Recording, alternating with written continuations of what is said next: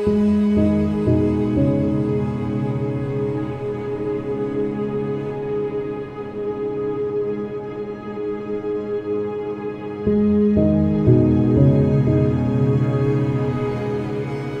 1972, the United Methodist Church began addressing the question of gay inclusion. In 1972, language was put into the Book of Discipline, or the equivalent of church law.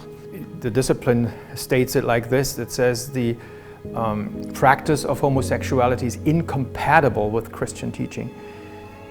That language led to some specific prohibitions. Our pastors may not marry gay couples. A self-avowed practicing homosexual may not be ordained. The United Methodist Church has not allowed those two things since 1972, and that's been challenged and re-challenged a number of times every 4 years at General Conference. The General Conference is really the only body that speaks for the United Methodist Church. 864 delegates will come together for 3 days of parliamentary proceduring and motion giving and vote taking. In 2016, that issue was coming to a head, and so the General Conference paused, and when it returned, motions were made, and the bishops proposed that a commission would be created, and that commission would bring forward options and plans for a special called General Conference to consider, and that General Conference is being held now in 2019.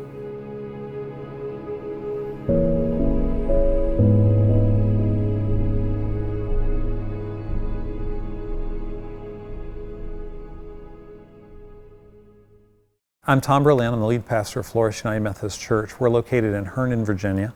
Over the past 2 years, I've also served as a member of the Commission on the Way Forward for the United Methodist Church. That commission was charged with the responsibility of creating some plans that would help the church step forward in its conversation about broadly LGBTQ inclusion, but more specifically whether the church would allow its clergy and churches to perform same-sex marriage ceremonies, and whether we would ordain qualified gay individuals practicing homosexuals in ordained ministry.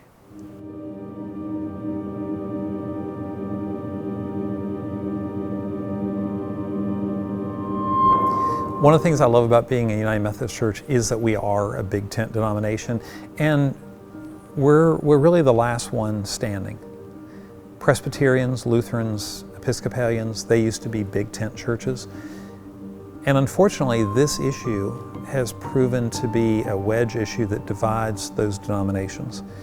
And we're not the last denomination standing because we're so much better or smarter than anybody. We're the last one standing because we're the last one to say we just have to deal with this issue, because when we meet every 4 years at General Conference, this issue is so divisive. It's keeping us from focusing on the larger mission of the church and the other issues that all of us want to get to and all of us want to be a part of. As a General Conference, this big tent is not just the big tent of the American church experience for United Methodism. We add to that our experiences of those who are in Africa, just as they have to think about their friends in America.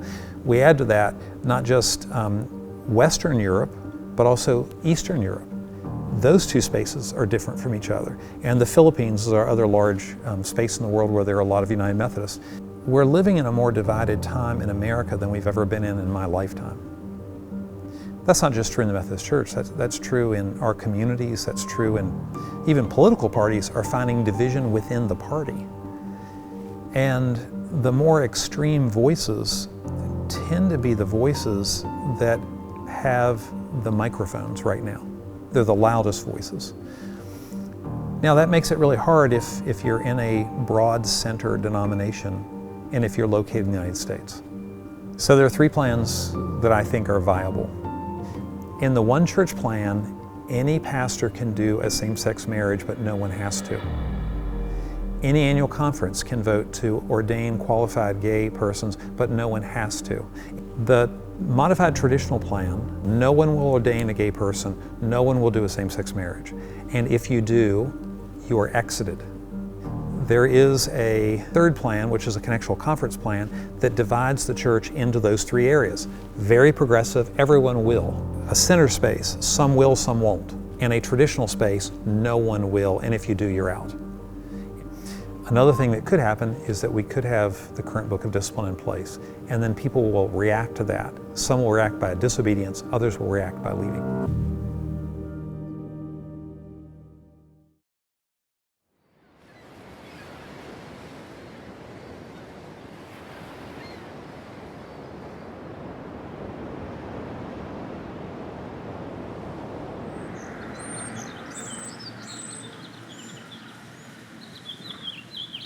I am Reverend Frank Schaefer.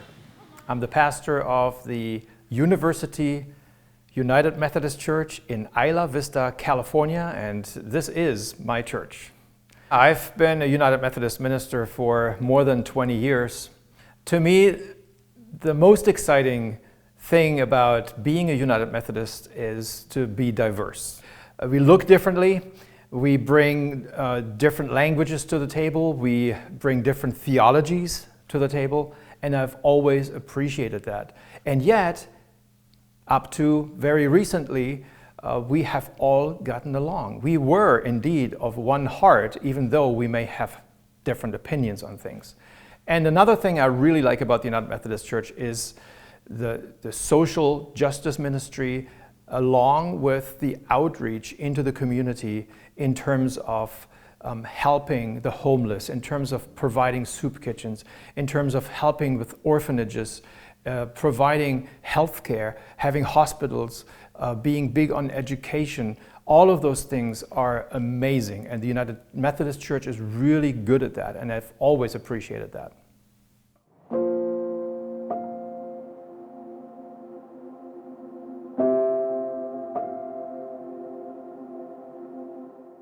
So I have 3 gay children, and I have supported all of them. From day one that my son Tim came out, I have affirmed him, I have rallied around him, I have supported him. When my son came out to my wife and myself, it was actually a pretty dramatic thing. He always says I never really had the choice to come out. I was outed, and it's true because he had taken the messages that he received from the United Methodist Church, his own church, in terms of being gay as also being sinful and as being in a state of apostasy, so that he would actually go to hell, that he could not enter the kingdom of heaven because he was gay. That devastated him. He cried himself to sleep most nights. He was depressed. And he got to a point where he decided to take his life, and he had a plan in place, and it is only by the grace of God that he's still here. He actually trusted one friend enough to share this with her. This friend shared with her mother because she sensed the urgency. The mother anonymously called me in the office, in the church office, and shared with me that first of all my son was gay, and secondly that he was about to kill himself. So when my son came out, I learned something that I did not know before, and that is that the church is doing real harm to our LGBTQ brothers and sisters, to a point that some of them actually commit suicide because some of us in the church deny them salvation, and that's huge. And even though that may be unintentional, but it's still there by the doctrine, by some of the preaching, and by the words that we use like incompatibility. All of this is harming real people, and especially our adolescents, our children, our youth in the church. And I was devastated. I cried because I didn't know, and I was unable to be there for my son during this time that he was suffering, and I couldn't be there for him. And so when he came out, there were a lot of tears. My wife and I and my son, we were all in tears, and we hugged each other, and we affirmed my son. And so when he met somebody 2 years after he left for college and fell in love with Bobby, and they wanted to marry, and my son asked me, "Dad, would you perform this wedding for me and Bobby?" There was no way in hell that I would have said no to that, because I loved my son.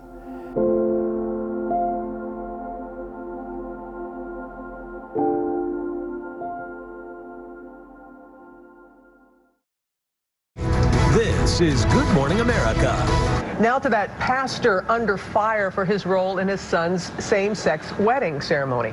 That Pennsylvania pastor has now been defrocked by the United Methodist Church for refusing to change his view on marriage equality. Reverend Frank Schaefer. Parishioner in his Pennsylvania church filed a complaint against that pastor. The charges: performing a gay wedding, violating order and discipline of the United Methodist Church.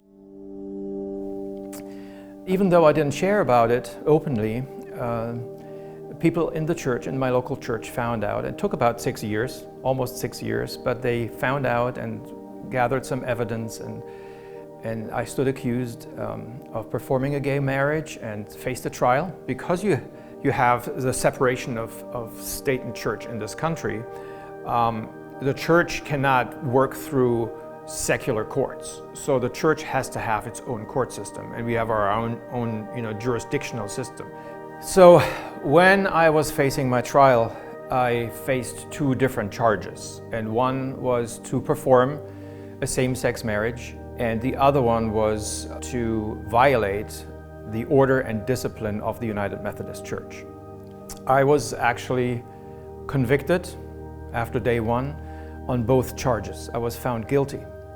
On day 2, it was all about deliberating what my punishment should be. And so I was defrocked because of that fear, basically, and because an example had to be made. I was defrocked. My church was taken away from me, my local church that I had served for almost 12 years, and I found myself outside of the church for the first time in about 20 years, which felt very strange. Not only did I lose my credentials and my job, my career, my paycheck, but I also was no longer a member of the United Methodist Church, because we as pastors hold our membership through the annual conference. So in a sense, I was also excommunicated from the church. And that was very, very painful for me, because the United Methodist Church had been my spiritual home for a very, very long time, and it was very hard. I got a phone call from Bishop Carcano from the Southern California annual conference, and she basically said to me, "Pastor Frank, we have followed your case, and we disagree with what happened to you. We believe that you acted in a Christ-like manner." It was an amazing affirmation coming from a bishop, and it touched me very, very deeply. And as a result of it, I'm here in Southern California ministering right now. I'm Talbot Davis, and I'm the pastor at Good Shepherd United Methodist Church here in Charlotte, North Carolina, and we're a church that has about 40 different nations represented on a Sunday, so it kind of has the full color of heaven. When I think of really what it means to be United Methodist, it's all about that God offers salvation to all. He gives us free will, and not only does He want all people to be saved, but He wants us to be fully saved and formed in His image. I love being a Methodist. Been a Methodist a long time, and we at Good Shepherd, we love teaching what the Methodist Church has always taught when it comes to sexuality, and that's celibacy and singleness and faithfulness in heterosexual marriage. We don't feel like marriage is ours to redefine, and so we really want the United Methodist Church to continue to maintain that, this is God's design, that marriage is between a man and a woman, and these are God's boundaries for sexual intimacy. Within marriage, heterosexual intimacy is how God has designed us and how God blesses us. On occasion, I'll get an email or I'll get a phone call from a partnered couple. Will we be welcome in the church? And we're very upfront, because we're inviting all people into a living relationship with Jesus, and we strive hard to be a welcoming church. So I will tell people, there's a place for you here. You're welcome here, but I'm not going to give you a bait and switch. I want to tell you up front, this is what we believe, and we pray that we teach it lovingly and joyfully and not judgmentally and certainly not scornfully.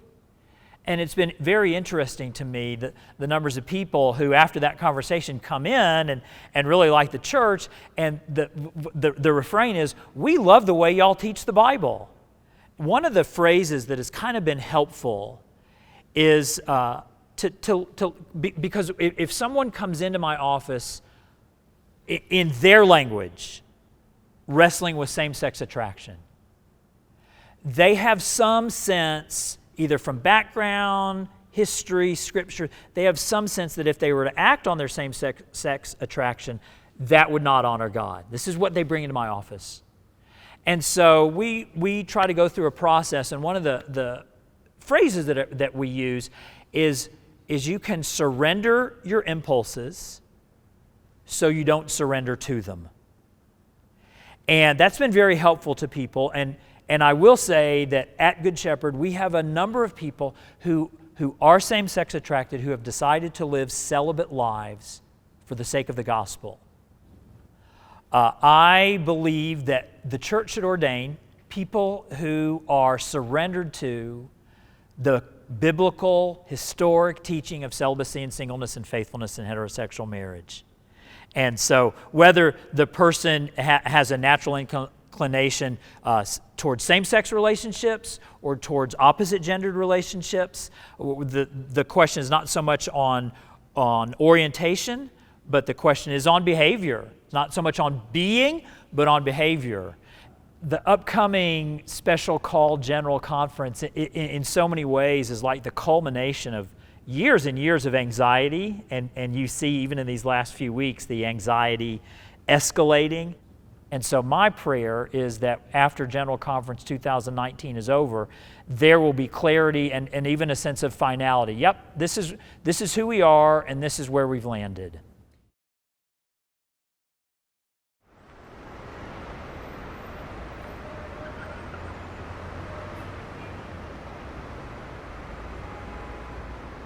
I'm David Meredith, and I'm the pastor of the Clifton United Methodist Church 3/4 time right now, and 1/4 time I'm the director of urban ministry for the Ohio River Valley District of the United Methodist Church.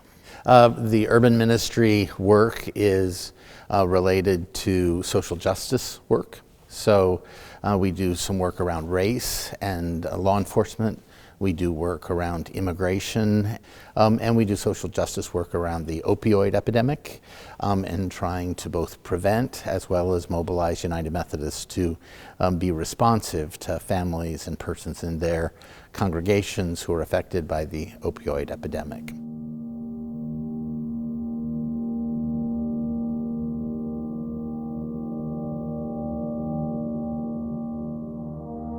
So I began my journey of understanding my sexuality from a place of a harsh dualism that saw sex, sexuality, sexual expression, talk of sex, all as negative, all as deserving punishment, all as a part of a paved trail toward hell. I learned it from the, air and water, because it just seemed like everybody believed that, from my parents, from my Sunday school teachers, from my pastors. And yet I was learning simultaneously that I was beloved of God, that Jesus loved me enough to meet me in bread and cup, that the church loved me enough to ask me to serve, to bless my confirmation, to put me into leadership, so that when I, as a young adult, began teaching school and tried to find my way back into a robust faith as a 22-year-old, 23-year-old, it was only by the integration of my sexuality with my spirituality that I could make any progress. And so I had a radical, life-changing experience in the middle of a congregation, a sanctuary much like this one, on a Friday night about 3 a.m. It was a prayer vigil before Pentecost, and I'd signed up as a single young man to do that hour because other people didn't have to leave their kids at home or whatever. So I went into that dark space at 3 a.m. in the morning, and I prayed like my sexuality was the trash of my life. God, please, please, please free me from this. And what happened is not what I expected. I expected a liberation from my sexuality and to be able to be somebody other than who I knew I was. What I got in the middle of the night was this powerful blessing. I can only describe it as like warm oil just poured over me, sort of a robe or a blanket wrapped around me, and clear words of, you're not trash, you're mine. And I knew then that I was good enough for God. As a gay man, as a struggling disciple trying to be a United Methodist. And so from that point forward, I had to hold the two together. I didn't know how. I lived in a closet for several years. I went to therapy. I was called to seminary in the midst of that. And yet, all along the way, I have had nothing but confirmation that what God seeks from me and what God gives me is the joy of putting these together. The road is not easy for anybody, and the road for me was never intended to be an easy one. But it was always intended to be one in which I was whole, in which I was loved by God, in which I could fulfill my purpose as a servant of God, as a pastor in the church, and that I could model and embody and incarnate the greatest of God's possibilities. And that our bodies and the sexuality that's a part of them, and our spirits and the divine presence that's in it, can be joined together, and that they can both be good. The responses to my marriage were many. Gathered the day of my wedding, there were 125 of my United Methodist clergy colleagues who blessed my marriage to Jim Schlachter. It was a powerful blessing. A bishop of the church was there. District superintendents of the church were there. And then the laity of the church, laity of every congregation I've served, some of them were in that room, confirming, blessing, saying to Jim and me, we celebrate with you your love and your commitment and your life in the United Methodist Church. And then, Facebook lit up and our wedding was trending on social media. I mean, it was just like, there was this huge support for us from across the United Methodist Church. And then there was real opposition. It would show up some in social media, but mostly it came in the form of letters of complaint sent to the bishop, my bishop, asking for me to be brought up on charges that I had violated my clergy vows. And so the past 3 years have included dealing with those complaints and charges and fighting against them. And I was had coverage in the Cincinnati Enquirer, on TV, other kinds of places. So a lot of people knew this story.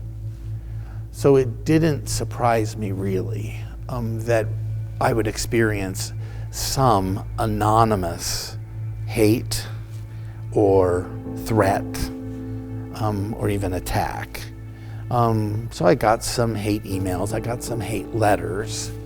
But what did surprise me was when I came in one day and my office window had been removed, and someone had entered into my office, and that my credentials, my deacon's orders, my seminary diploma, and the pictures of those two events, which were framed, had been taken.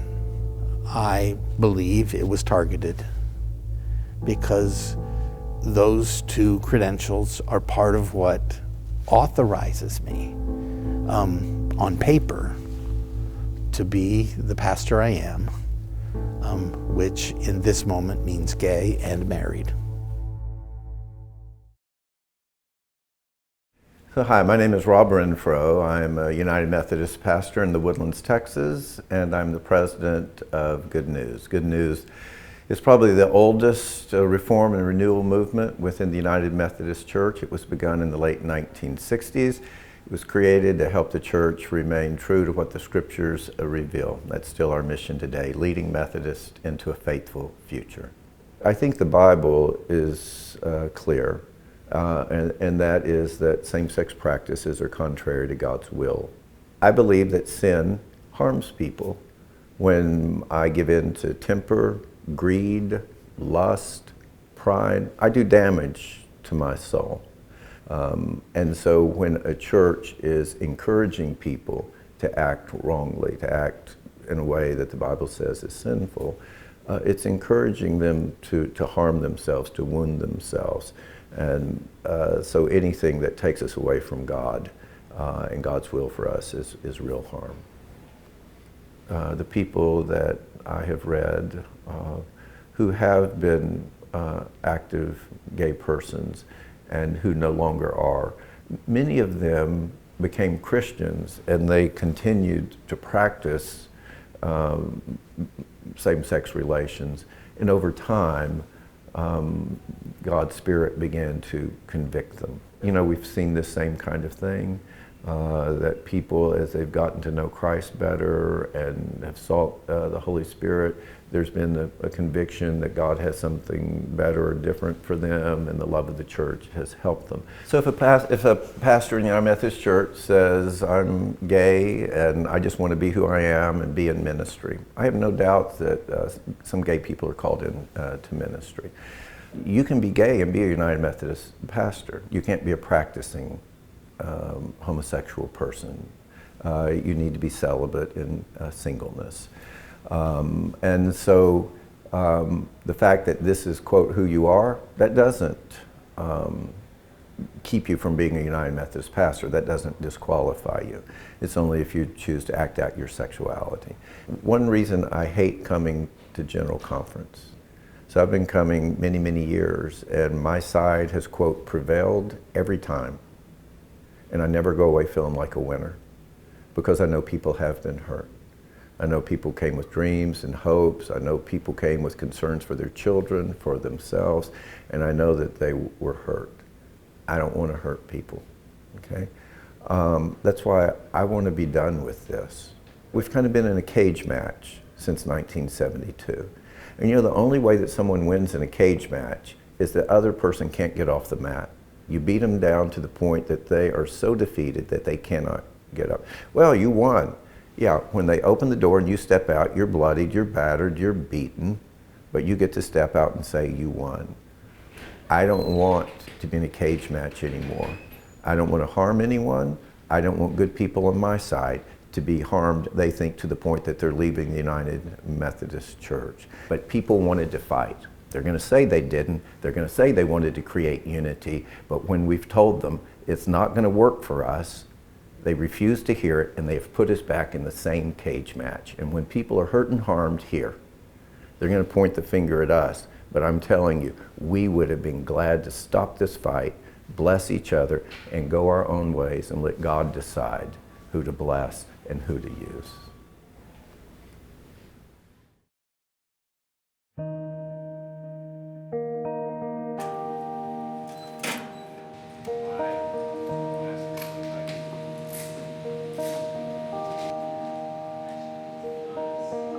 Restoration Church is a church that started 4 years ago. The idea was that we would move into a community. We didn't want to build a building. We wanted to go right in the midst of the community. So we worship in an elementary school. When folks come in, there's really no sense of judgment. There's just pure safety and welcome. When I was looking for a church, I think one of the really important things to me was that I found a place where all were welcome. I was walking down the road at Oktoberfest, and Restoration had a booth, and there was a transgendered woman handing out flyers that said, "Not just another church." And I literally looked at her and I was like, that's the church I want to be part of. That's the church I want to go to. In the church setting, I would describe myself as a charismatic, born-again, transgender Methodist. There's not many of those around. It is a welcoming church. It wasn't, we'll put up with you, come, we want you to be here. It was, we want you to be part of the family. I could not have gotten to where I am in my walk with God, which is now closer than it's ever been, because I can be the authentic me. I'm more involved in any church I've ever been in, because this church was accepting. It gave me the love of God. And so, I am so thankful to be in this congregation.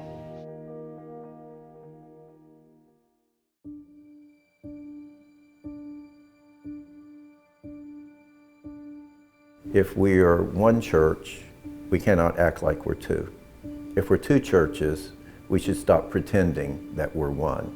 This could change everything in the United Methodist Church. This could lead to a split of our denomination. What unity is not is forcing people to stay together because there's a trust clause. How we define marriage and how we define sex, those are not in the category of agree to disagree issues. I think unity can't come at any price. And for progressive United Methodists as myself, we see it as a sin to discriminate against our LGBTQ brothers and sisters. There have been United Methodists around the globe who have treated lesbian and gay United Methodist members as second-class citizens, or sometimes as not citizens at all. When our bishops and our pastors are promoting something that we believe the Bible says is contrary to God's will, and we stay in this, we become complicit. Okay? We now give our name, we give our finances, we give our labor to an organization that we believe is harming people by lying to them about what is true and what God's will is. We didn't sign up for that church. We signed up for a church that had what we understand as the biblical global understanding of marriage. For us, this isn't over sexuality as much as it is whether or not we are going to be founded upon the scriptures. So you have one camp within United Methodism that is more traditional, and they typically view the scriptures in a way that you need to read them literally, and secondly, they also think of them as infallible. The other camp reads the scriptures more contextually and more metaphorically. And it's really not about sexuality.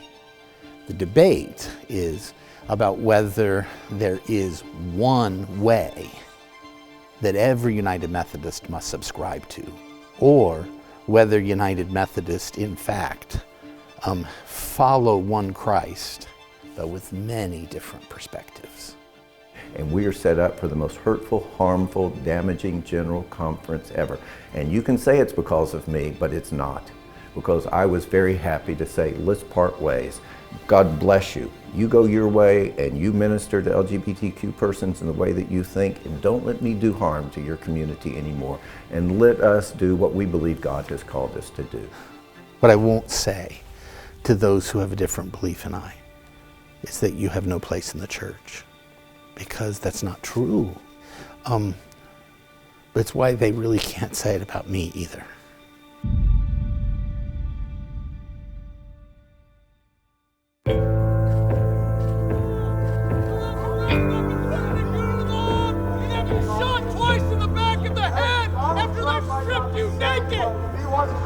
You're watching the right!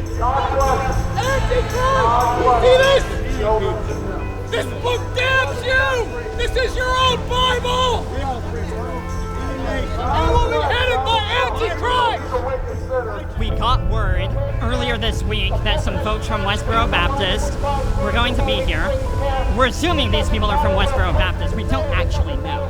If you name it, they're probably opposed to it.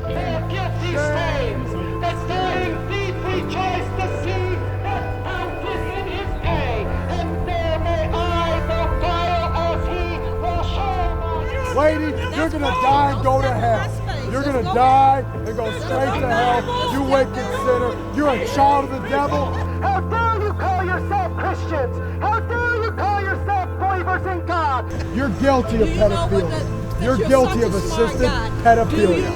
Why did you support all these pedophiles that are raping kids? You're guilty of pedophilia. You don't read it right. God kills people like you. God kills people like you. God would, if you were the Old Testament, God would kill you. What about Jesus? What did Jesus say about homosexuality? And then he's going to say it's too late. You had your chance to repent. Let us hear the conclusion of the whole matter. Fear God.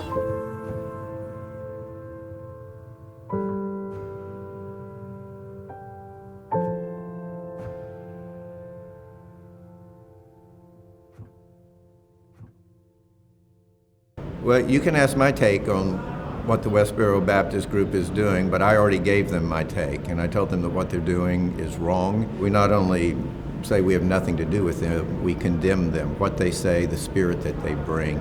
You can really, really love people and disagree on views. They don't seem to understand that. As a sixth-generation United Methodist pastor, being a part of this tradition is really important to me. But being a mother of a bisexual child is even more important to me. So friends, I'm here to say that the thing that that my passion lies behind in this effort of uniting Methodists, this effort of a one church plan, is that we need each other. And I hope that you will support the one church plan. Thank you.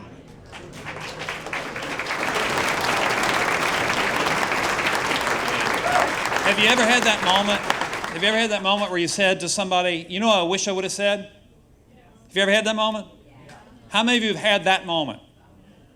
Me too. I wish I would have started earlier saying things about racism.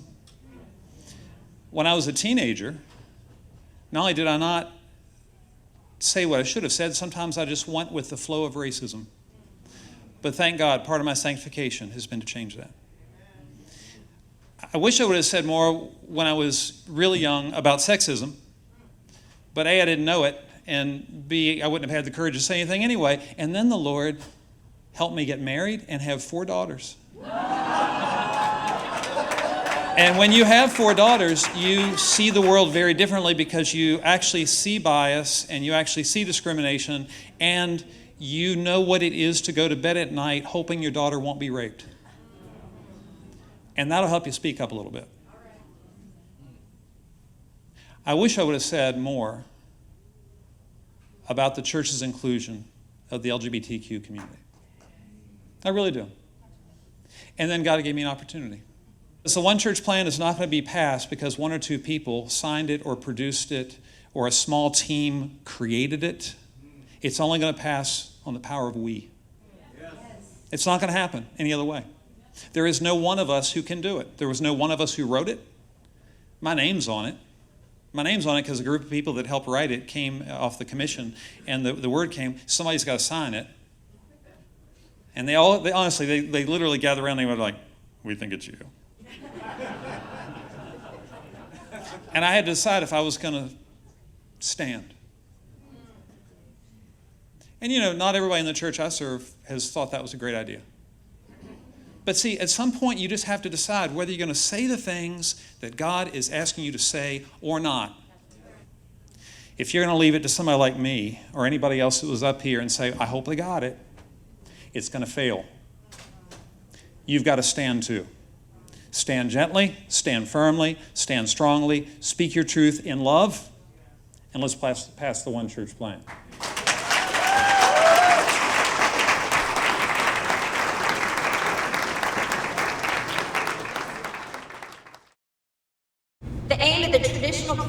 is to strengthen the long-held convictions voted on by each General Conference since 1972, and to restore the order and discipline that have been lacking as our conflict has grown to unmanageable proportions. The Connectional Conference Plan is the Commission's bold attempt to dream.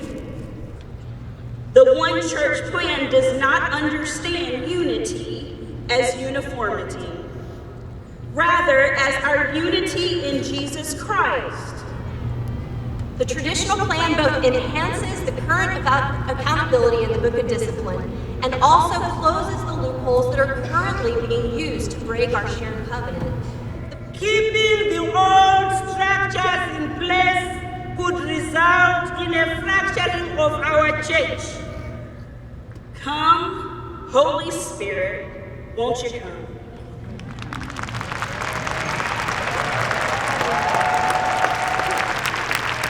Come, Holy Spirit. Come, Holy Spirit.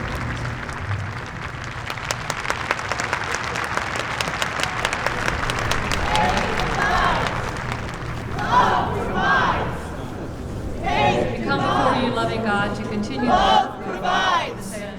Hate divides. Denominations. Love provides. Hate divides. Love provides. Stephen Sparks. Hate divides. Microphone. Love revives. Okay. Tom Young, Oklahoma. Microphone 3. Okay. I'm sorry. Names are disappearing. It was a great day today in many ways. The Commission on the Way Forward presented its plan. And you know, it's 2 years of work that I was a part of, and my colleagues really did a great job. I didn't present, so I can say that. They did. Then the downside of the day is that we ordered legislation. And I was hoping the One Church plan would be at the top. It was number 5 instead. And there were dissolution petitions and Westpath petitions, and the traditional plan was all in there prior to that. And so I think the key for someone like me is to remain hopeful and just realize that's a part of the process. We don't really rank legislation like that usually. So it's a complicated process, and I don't think that today is necessarily a predictor of everything, but people that support that plan have a lot of work to do, and it's going to be important work, and we're going to need to stick together. So, you know, some of my friends and colleagues were disappointed, discouraged. I'm really not. I just think there's a lot of work to be done. For over 40 years, we've been having this same conversation, but it is written that sooner or later, God will show up, and God will make a way out of no way. God will show up. It is written. It's still written for this reason. A man shall leave his mother and father and cleave unto his wife, and the two shall become. You may not like it, but it's still written. I can't know it.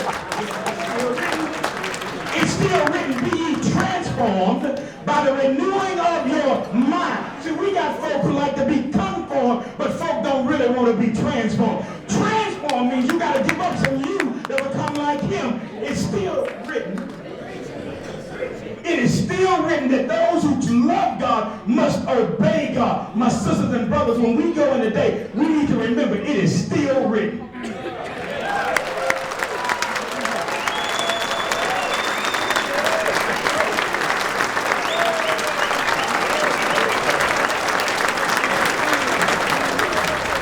So our current legislative strategy that evolves by the hour is to continue to pass the traditional plan with the substitutions that I mentioned, and then the next motion is to reject all remaining petitions.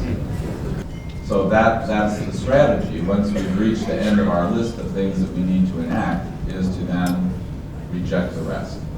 We're very gratified that the majority of the General Conference voted yesterday for us to deal with the traditional plan first. I take that as an indication that the majority of the delegates believe in a traditional sexual ethic and do not want us to liberalize our views on marriage or ordination.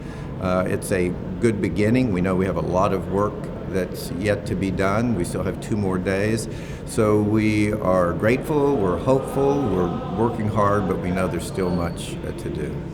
When fears are still, when striving cease, my comforter, my all in all, here in the love of Christ I stand.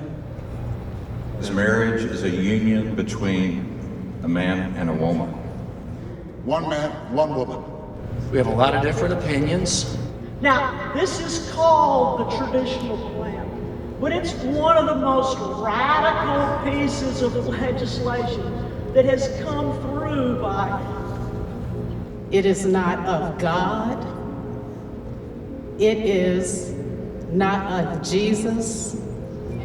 This plan does not unite us because it only allows for one perspective and does not balance an approach to different understandings.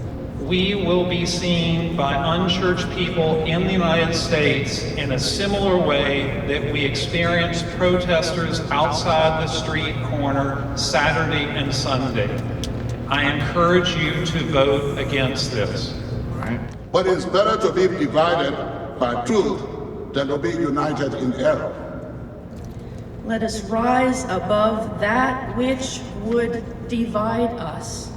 Heard a lot about the one church plan going against biblical authority. A lot of that I've heard across the street. And this is simply not true. And so I would ask us to defeat the one church plan because it does not give us salvation. We are, all of us, myself and my queer brothers and sisters included, are children of God. We are beloved by God. We have brought people to Jesus because they said they have not heard this message before. They didn't know God could love them because their churches said God didn't. We are the church together. This is the body of Christ, and we are stronger together than we are apart. And no plan to separate us can unite us like God's love. Let us be the church together.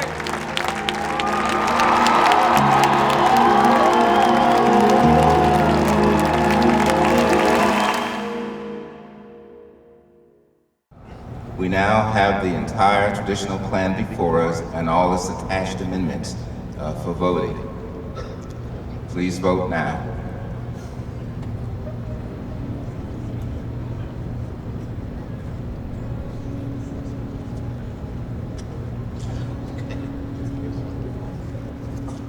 All right, the results are in. They'll show on the screen shortly. The traditional plan has passed. Please hold the applause. I thank you for your work on this plan. It will be forwarded to the plenary tomorrow. Now we'll take up the next, which is disaffiliation.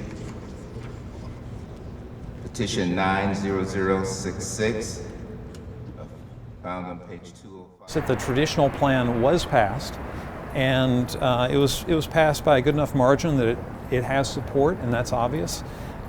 What that tells us is that conservative groups here in the U.S. Have been working very carefully with delegates from the central conferences, places like Africa and the Philippines and probably Eastern Europe, who agree with their views, their very traditional views on homosexuality, and they don't want marriage equity and ordination of gay people. That organizational work has really borne fruit for them. Now, the One Church Plan's not dead. It can still go through what's called a minority report and come to the plenary session tomorrow.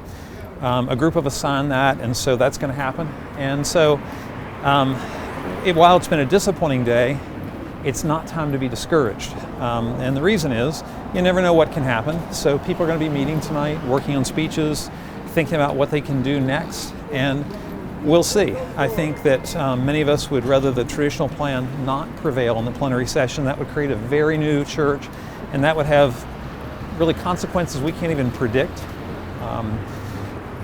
But I don't think they're positive, in my view. And the one church plan, who knows? Maybe votes will change, or people will shift in such a way that maybe it'll have life. We'll see. So a lot's going on.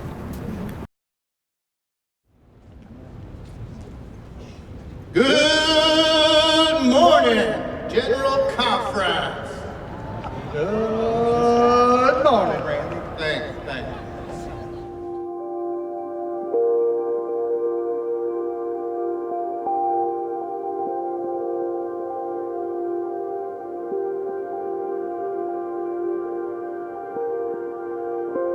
There is a minority report, and Tom Berlin will present the minority report.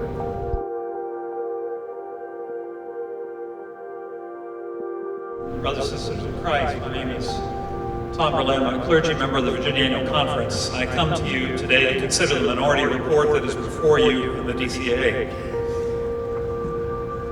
I come to you to express my love of the church. I have a love of the church that I do not even understand. It is certainly not because she is perfect. It is certainly not because its members are all in agreement. I have a love of the church that stems from a biblical vision of what God has said we can be. And you share that vision with me. You know that same vision, or you wouldn't spend this arduous time in these seats. We're all here because of that same love. Let me tell you why I want you to vote for the One Church plan. I want you to do it for the church. To those who want marriage equality and ordination for all qualified people, this is your only shot at change. If you're withholding your vote because it's just not enough, I doubt you're going to get a better offer today. To those who would like to retain the current book of discipline, you can still have it that way. No one can make a pastor perform a wedding. No church has to change its practice. No annual conference is compelled to do anything it doesn't desire. To the central conferences, none of your practices change. None. And you will have the adaptable book of discipline where you can codify the practices of your culture as you desire. What's being said in private conversations is that if the traditional plan, the majority plan, is voted in today, you will be putting a virus into the American church that will make it very sick, and it will be sick quickly. Many of us have members who will leave and have already notified us to tell us so just by watching yesterday's proceedings. I have those texts. And the reason is, whether you like it or not, they feel that their church is exhibiting itself as being against gay people, along with others. It's not your intention, I know, but it's what they experience, and that matters. Many pastors are going to leave their church away from the connection. Some conferences will leave, I believe. Other people will stay and fight. And they will do weddings. They will break the book of discipline. There will be trials. It will be in the news. And the news about the United Methodist Church and the culture that we are trying to reach is not going to be news of the good things we do together, and we do them abundantly. It's going to be about the people we don't serve and the disagreement that will continue. And so I ask you to affirm this minority report of the One Church plan. And if you cannot affirm the minority report, I ask you to simply abstain. That is a legitimate act. I ask you to abstain and let the Spirit speak to others more clearly than it does to you. But if you can do neither, I ask you to vote against the traditional plan and leave the Book of Discipline the way it is right now. Because, friends, if we bring this virus into our church, it will bring illness to us all. My friends in Sierra Leone, where I've been in ministry with the Sierra Leone Annual Conference for many years, for 20 years, were the people that figured out that if they put pans of water out during the Ebola crisis, that if they just washed their hands, they could get rid of a potential illness that was infecting and damaging and killing people. And so they trained, not just themselves, they changed their culture to just wash their hands. And I'm asking you to wash your hands of this traditional plan today, because it will bring that illness into our house. And I hope you can support the One Church plan. And I hope you can abstain if you don't. But it is in your hands. Thank you, Brother Berlin.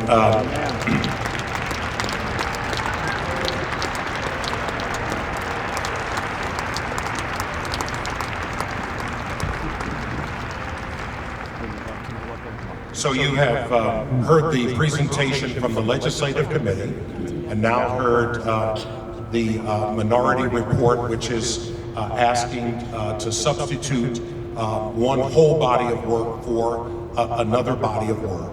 We need to determine together, you as delegates, if you want to make that substitution.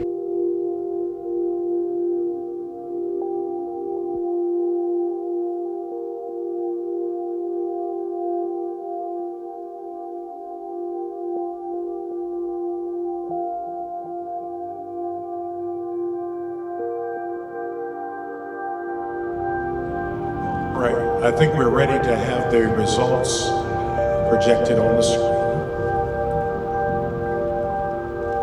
All right, friends, you have not substituted the matter. And so we are back on the Legislative Committee's report, and the pool will be opened for the conversation that you want to have about the report that came from us, from you really, to this body this morning. That is the report on the traditional plan, and I'm seeing some people in the...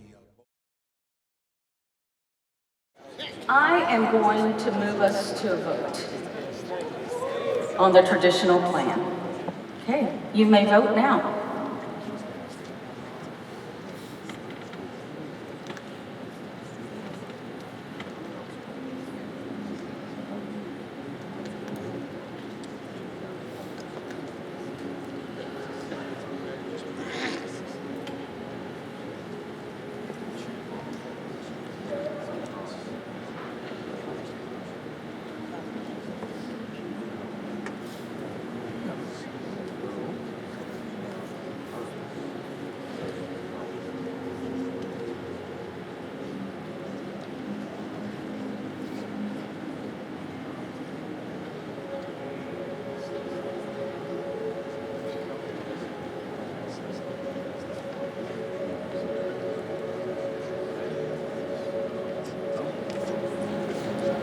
Voting is now closed.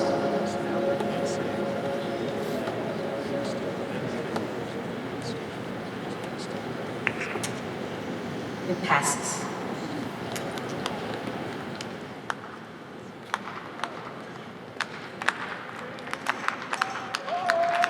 I'm now going to invite Reverend Harris back to the podium for the next item of business.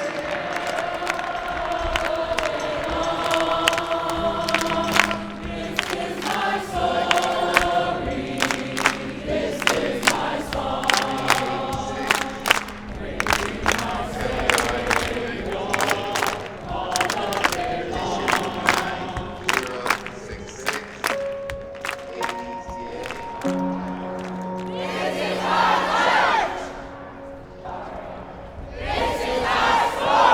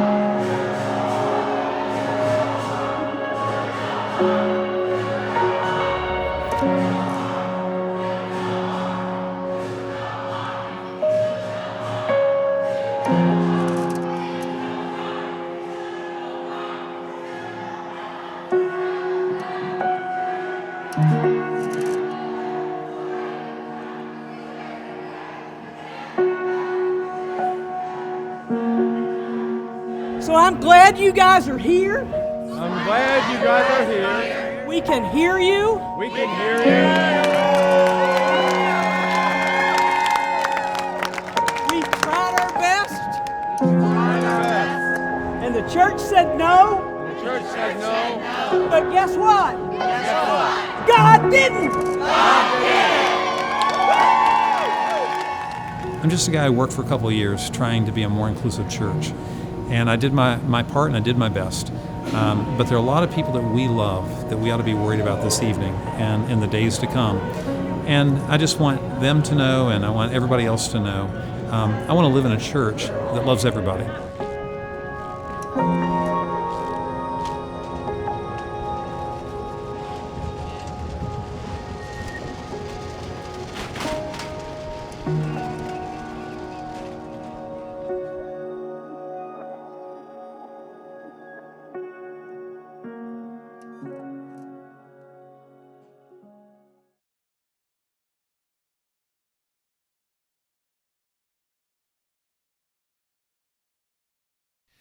We lost. I did not have my butt kicked. I did have my hat handed to me, is the way I say it. And the reason we lost is that traditional people think this is an incredibly important issue to them. So I walked into a meeting the day after General Conference that in some universe sounded like a good idea of 3 weeks earlier, but was not that next day. And I could just tell I was the odd guy out.